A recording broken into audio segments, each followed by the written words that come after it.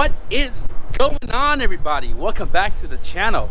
So today is very unplanned, but I do have a few things on my list to do today until this guy showed up.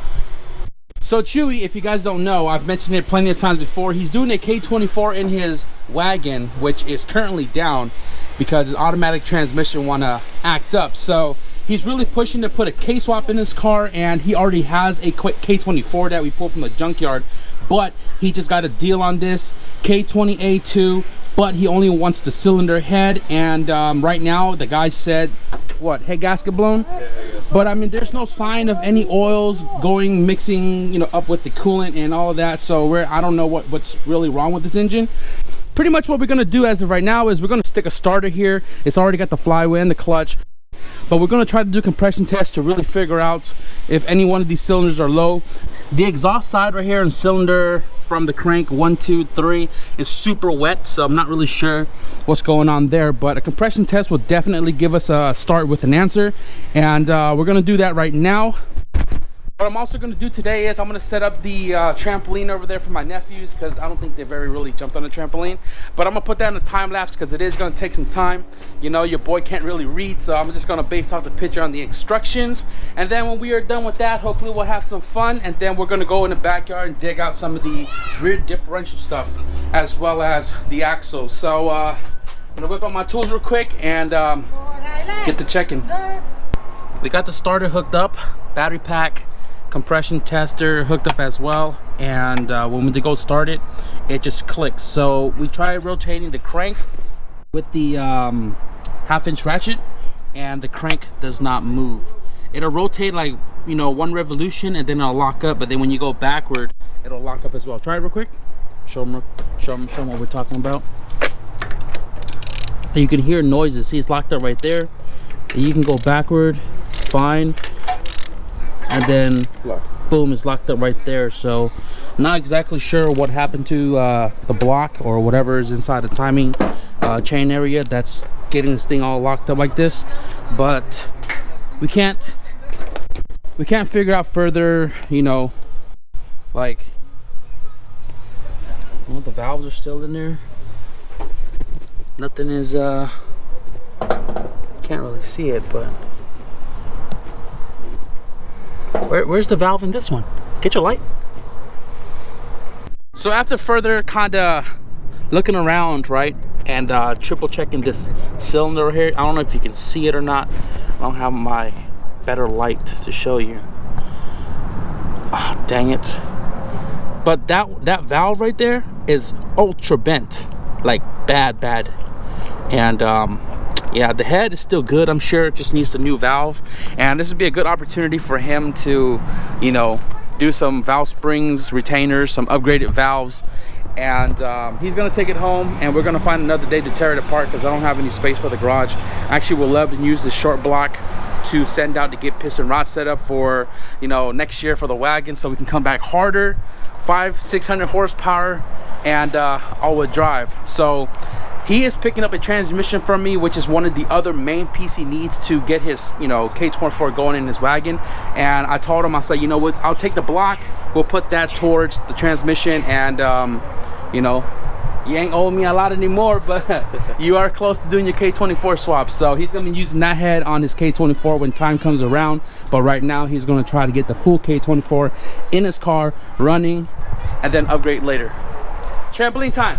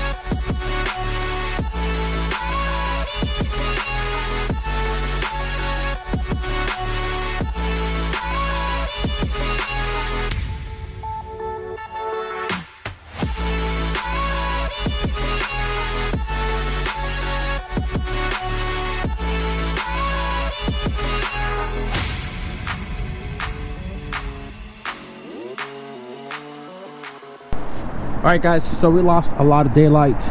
This took a lot longer than I had hoped for, because I super underestimated 15 foot and this thing is ginormous.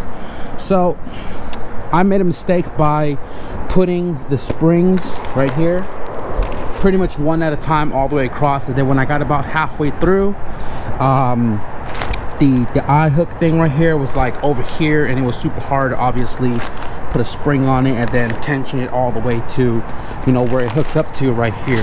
So I had to go back and take off a bunch of them and did a crisscross, like put one spring there, one here, and then, you know, skip every few until it was all nice and even. And then my brother came and helped me put this cover on for the springs.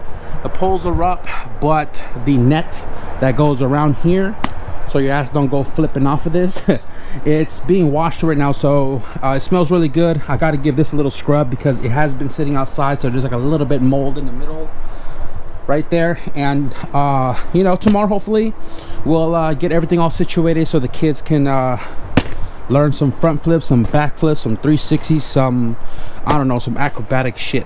I am done with this for the night, and I've already started digging out my you know, rear differential stuff, the rear end stuff for the four-wheel drive, and I'm gonna show you guys what I have. So here's the differential. This was actually hooked up to the subframe, and all of this right here plus the trailing arms came from my buddy Alex. You guys have seen him a few times in the video of parting out the EG. He shot this to me because it was just sitting in his backyard. He was planning to do like an all-wheel drive setup on some car many years ago, but never fell through. And because he has an all-wheel drive wagon now, he was like, hey, if you need it, man, you can have it. And I truly appreciate you, Alex, for shooting this to me, because without this right here, you know, the hunt for the all-wheel drive wagon project for next year would have been like set back or something. But I pulled everything out of the back except the trailing arm, because you guys know how trailing arms look after all the content I've been kicking out on it. And the differential I had to detach it from the subframe because it was too damn heavy for me. So there's not going to be much content. I'm just going to talk a little bit about the plans for the all-wheel drive. Now, before the all-wheel drive craze became this big ass thing where everybody is sacrificing wagons for their parts, I had planned to do this a long time ago, and I wanted to do it with the subframe, the stock wagon subframe, into the bottom of the car.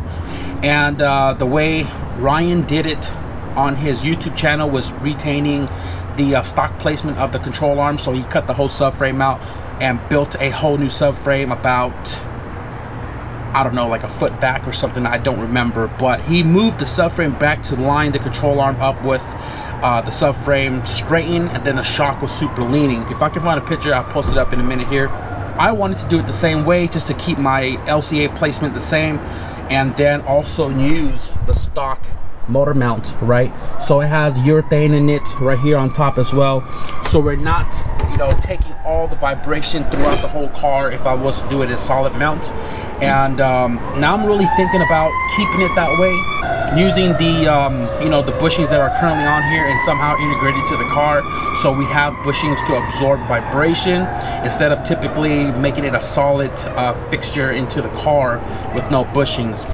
And the reason why I kind of thought about going that route again is because I think it's going to be too much vibration for, you know, the long sit and drive to Mississippi and back, being a solid rear mount.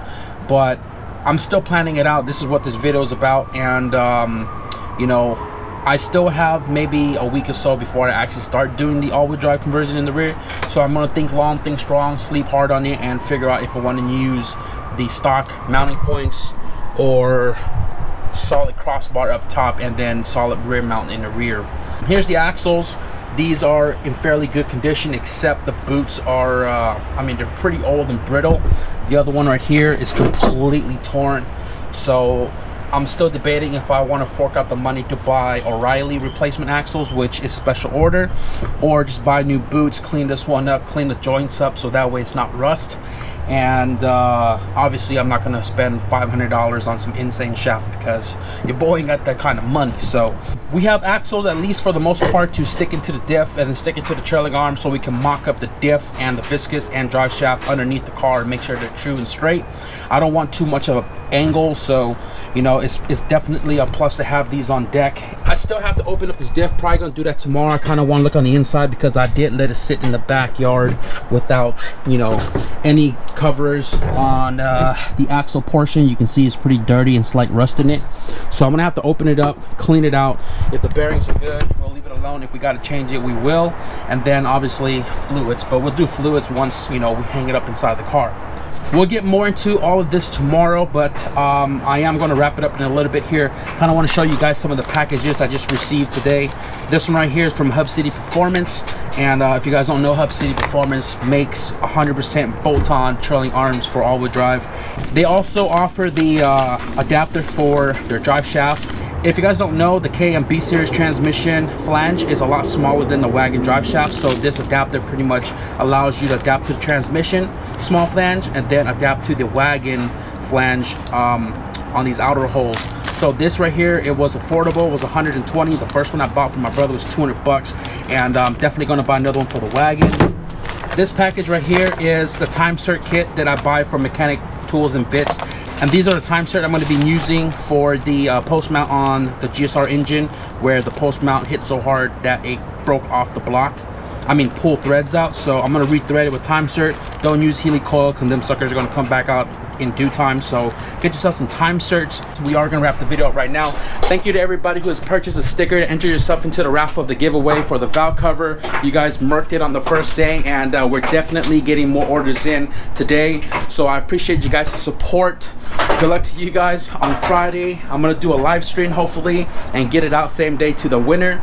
But with that being said, I hope you guys enjoyed today's you know, uncle nephew type of day. So hit that like button if you guys want to get back on track with me. Hit the subscribe button. Thank you guys for watching, and I'll see you guys in the next video. Peace.